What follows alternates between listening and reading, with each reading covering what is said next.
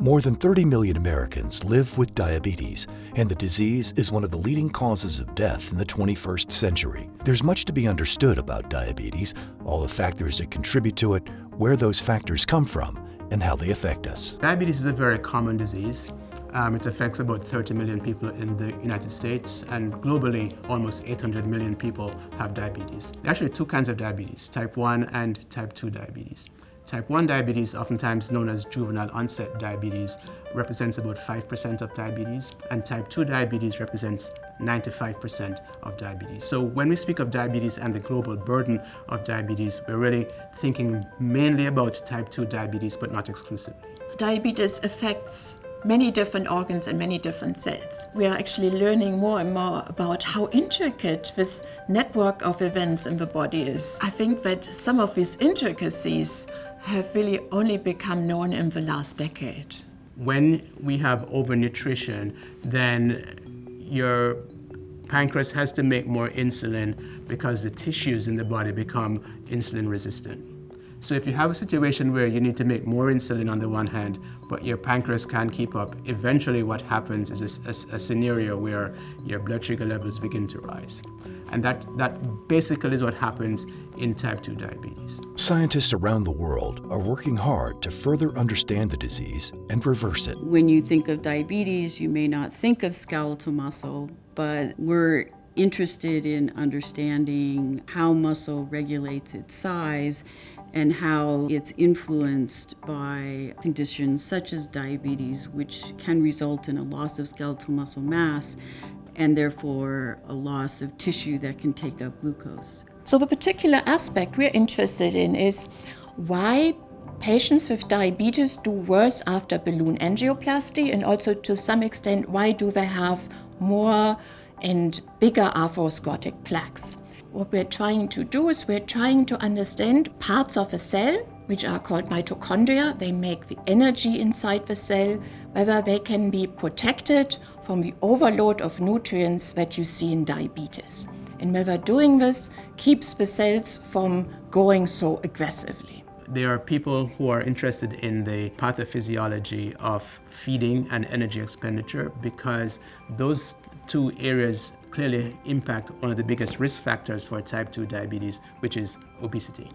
So there are a number of different approaches to go about this. One of them is to address the other conventional risk factors of diabetes more aggressively, so to lower the lipids, for example, more aggressively in diabetics than in non-diabetics. Another project that we're involved in is called MotorPack, which stands for Molecular Transducers of Physical Activity. MotorPack is to try to understand the molecular mechanisms underlying the health benefits of exercise. As part of University of Iowa Healthcare, the Fraternal Order of Eagles Diabetes Research Center is a world-class leader in the quest to understand and treat diabetes. From studying lifestyle habits to muscle atrophy, Iowa's Diabetes Research Center is scrutinizing every aspect of the disease. The goal? Reverse diabetes. I think there are a number of unique aspects of the research here. With over 100 independent research programs, we're one of the largest diabetes research programs in the world. We aren't just focused on one particular pathway, but as I described earlier, we're really focusing on multiple pathways that might be involved in diabetes. And finally, some of our scientists have developed very sophisticated tools to measure brain pathways that regulate metabolism and feeding behavior. If we're going to advance our understanding with the goal ultimately to either cure or prevent it, then we believe we have to take a multi-pronged approach. I would say that the Fraternal Order of Eagles Diabetes Research Center is an amazing example of human generosity. Probably about a decade ago, a faculty member here at the University of Iowa, John Stokes, began to get small grants from the Eagles to do his research, which was actually involved in understanding the way that diabetes affects the kidney. And so he went to find out, and he met some Eagles. So he got talking with them and said, you know what?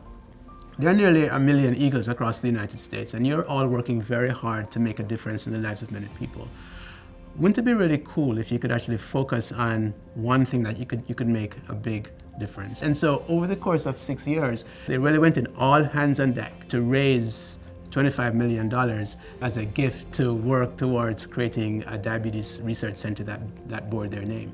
Hundreds of thousands of individual donors within the Fraternal Order of Eagles are paving the way for transformative research. This research changes lives for those living with diabetes and its complications. Through ongoing clinical trials and groundbreaking investigations, reversing diabetes will one day be a reality. Currently, there are no therapeutics to treat muscle atrophy, and muscle atrophy is a major consequence of a number of diseases such as diabetes. In the last 10 to 20 years, we've made significant progress in understanding some of the mechanisms that are responsible for muscle loss. Hopefully this knowledge will lead to drugs that can prevent muscle atrophy, slow its progression, and or help the recovery of muscle mass following an atrophy-inducing event. I have a particular angle on diabetes as a cardiologist. There are many aspects which may be outside of the world of cardiology and blood vessel and heart disease, which may impact diabetes care and outcomes in diabetic patients with heart disease. So, for example, protecting the kidneys or changing the abnormalities in metabolism in the liver. The future of diabetes is how do we then take all of this scientific data, how do we then begin to apply it to the patient that I might see across my table in the clinic, so that I can then tailor an approach to that person to ultimately optimize the likelihood that they'll get the full benefit from whatever we prescribe.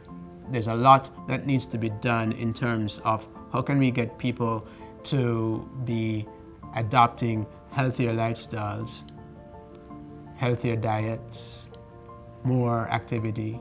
There are big questions around that, which we believe will also have a big impact ultimately on preventing diabetes in the first place. To learn more, contact us today.